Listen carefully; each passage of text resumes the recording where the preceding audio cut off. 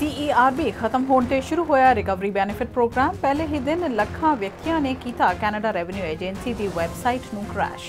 National council of Canadian Muslims ਨੇ federal ਸਰਕਾਰ ਕੋਲੋਂ ਹੇਟ ਗਰੁੱਪਸ ਖਿਲਾਫ ਸਖਤ ਕਾਰਵਾਈ ਦੀ ਕੀਤੀ ਮੰਗ। ਗਾਰੰਟੀਡ ਇਨਕਮ ਸਪਲੀਮੈਂਟ ਜਾਰੀ ਰੱਖਣ ਵਾਸਤੇ ਫੈਡਰਲ ਸਰਕਾਰ ਦੀ ਬਜ਼ੁਰਗਾਂ ਨੂੰ ਅਪੀਲ, ਇਸ ਮਹੀਨੇ ਦੇ ਅੰਤ ਤੱਕ ਫਾਈਲ ਕਰ ਦੇਣ ਟੈਕਸ, ਨਹੀਂ ਤਾਂ ਬੰਦ ਹੋ ਸਕਦੀ ਹੈ ਪੇਮੈਂਟ। ਤੁਸੀਂ ਵੇਖ ਰਹੇ ਹੋ ਪ੍ਰੋਗਰਾਮ ਖਬਰਸਾਰ ਹਫਤਾਵਾਰ, ਮੈਂ ਆ ਮਨਿੰਦਰ ਗਰੇਵਾਲ।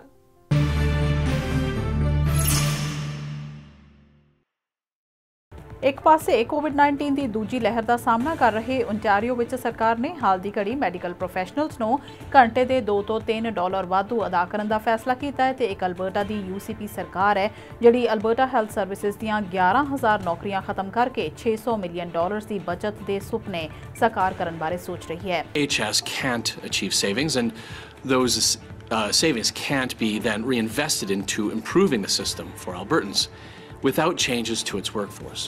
ਅਲਬਰਟਾ ਵਿੱਚ ਡਾਕਟਰਾਂ ਤੇ ਇੱਕ ਨਵਾਂ ਕਾਨੂੰਨ ਵੀ ਲਾਗੂ ਹੋਣ ਜਾ ਰਿਹਾ ਹੈ, ਜਿਸ ਨਾਲ ਕੰਟਰੈਕਟ ਅਤੇ ਮਿਹਨਤਾਨੇ ਦੇ ਮਾਮਲੇ ਵਿੱਚ ਹੋਈ ਧੱਕੇਸ਼ਾਹੀ ਤੋਂ ਨਾਰਾਜ਼ ਚੱਲ ਰਹੇ ਕਿਸੇ ਵੀ ਡਿਪਾਰਟਮੈਂਟ ਜਾਂ ਕਲੀਨਿਕ ਦੇ ਡਾਕਟਰ ਗਰੁੱਪ ਵਿੱਚ ਇਸਤੀਫਾ ਨਹੀਂ ਦੇ ਸਕਦੇ।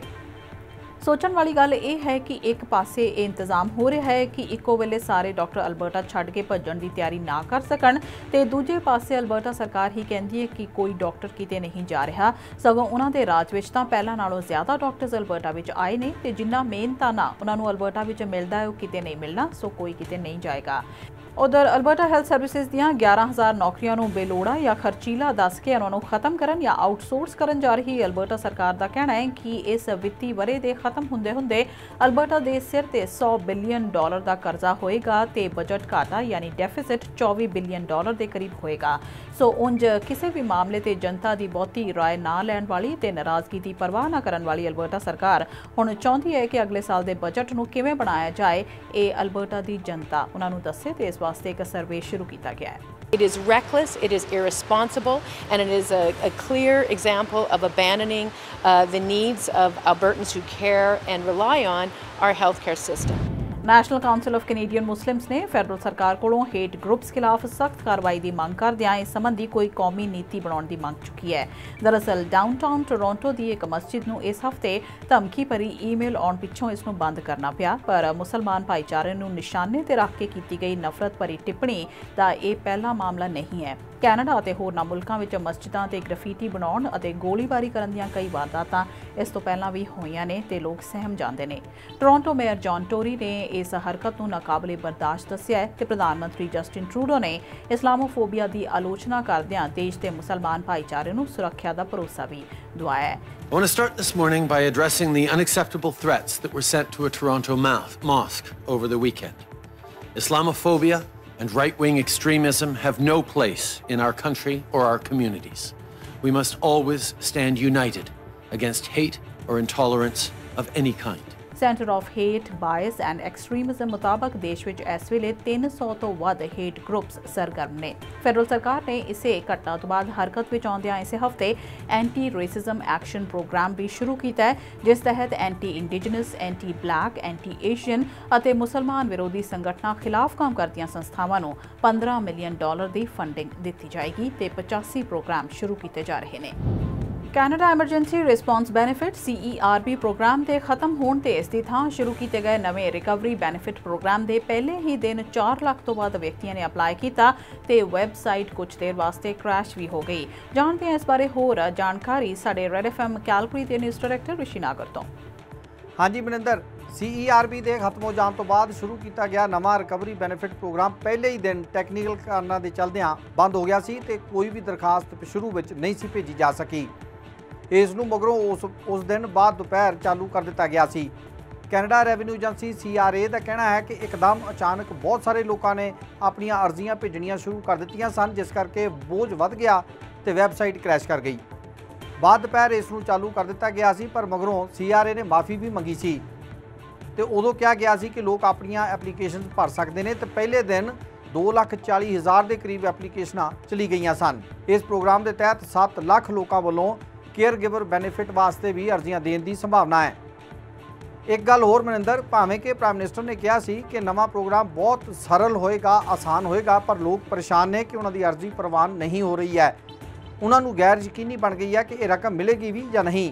ਕਈ ਲੋਕਾਂ ਦਾ ਕਹਿਣਾ ਹੈ ਕਿ ਉਹਨਾਂ ਨੂੰ COV026 ਲਿਖਿਆ ਮੈਸੇਜ ਮਿਲ ਰਿਹਾ ਹੈ ਤੇ ਕਿਹਾ ਜਾ ਰਿਹਾ ਹੈ ਕਿ ਇਸ ਵਾਸਤੇ ਐਲੀਜੀਬਲ ਹੀ ਨਹੀਂ ਨੇ।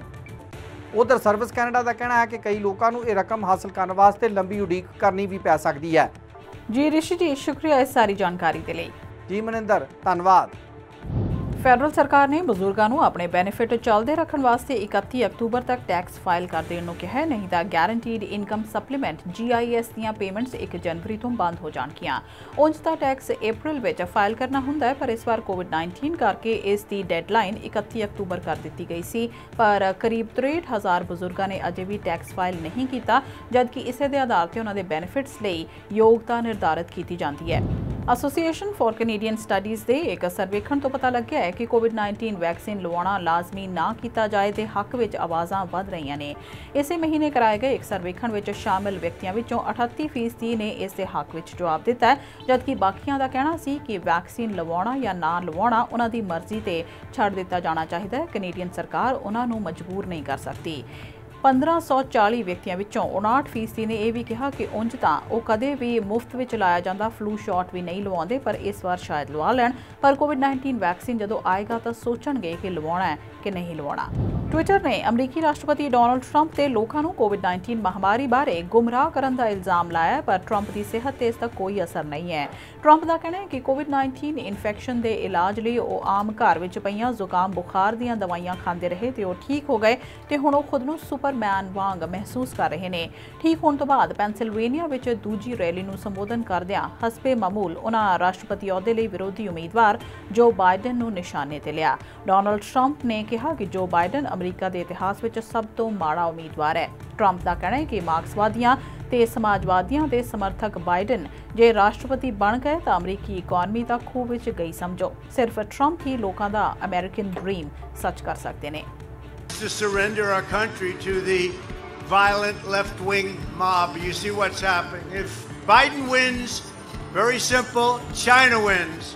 If Biden wins, the mob wins. If Biden wins, the rioters, anarchists, arsonists, and flag burners, they win. And we're not into flag burners. World bank ਨੇ ਵਿਕਾਸਸ਼ੀਲ ਦੇਸ਼ਾਂ ਵਾਸਤੇ COVID-19 ਵੈਕਸੀਨ ਖਰੀਦਣ, ਟੈਸਟਸ ਅਤੇ ਇਲਾਜ ਵਿੱਚ ਮਦਦ ਵਾਸਤੇ $12 ਅਰਬ ਦੀ ਵਿੱਤੀ ਮਦਦ ਨੂੰ ਪ੍ਰਵਾਨਗੀ ਦਿੱਤੀ ਹੈ। ਇਹ ਪ੍ਰਵਾਨਗੀ 1 ਅਰਬ ਤੋਂ ਵੱਧ ਲੋਕਾਂ ਦੇ ਟੀਕਾਕਰਨ ਜਾਂ ਵੈਕਸੀਨੇਸ਼ਨ ਵਿੱਚ ਸਹਾਈ ਸਿੱਧ ਹੋਏਗੀ।